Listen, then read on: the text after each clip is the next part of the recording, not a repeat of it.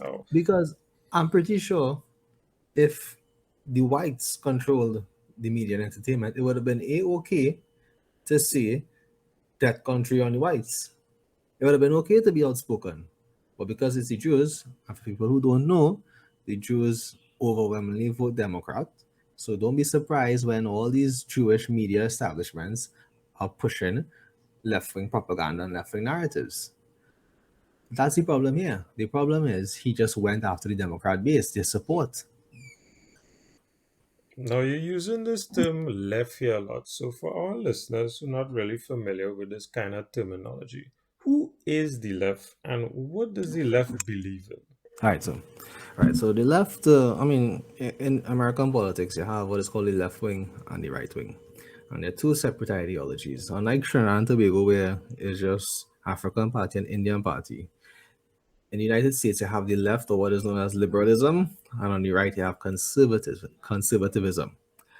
And on the left, the ideas that they strive for, things like gender equality in terms of LGBTQ, inclusivity, all of that.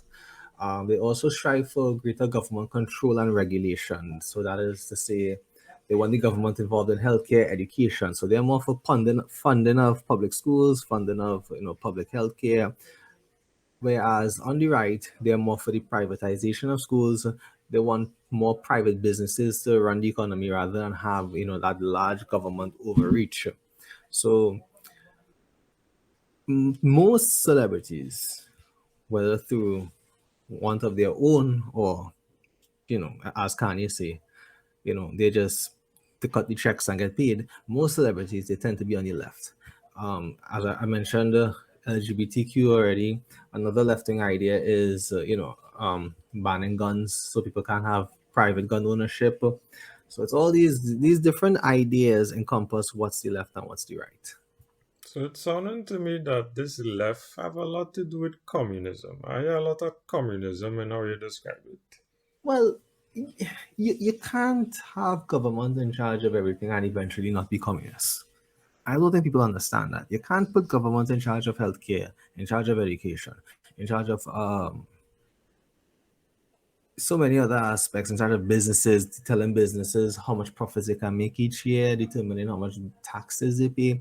You can't have government in charge of industry and the whole way of life in an economy and not eventually end up down the path of communism. It's a very slippery slope. It's sure it starts off with, well, we'll have a few public schools to give education to the poor, we'll have a few public hospitals so people could access quality treatment, whether or not it's actually quality is a topic for another time.